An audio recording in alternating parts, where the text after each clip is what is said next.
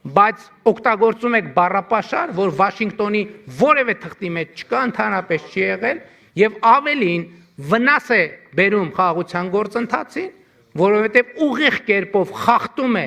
պայմանավորվածությունները եւ դուրս է օգտագործվող լեգիտիմ բառապաշարից։ Վաշինգտոնում մենք պայմանավորվել ենք, որ տարածաշրջանի հաղորդուղիները կբացվեն երկրների տարածքային ամբողջականության, ինքնիշխանության, իրավազորության հիման վրա եւ փոխադարձության սկզբունքով։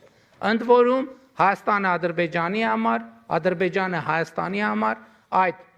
հաղորդուղիները պետք է բացի եւ ներքին, եւ երկկողմ, եւ միջազգային հաղորդակցությունների համար։ Սրան գումարած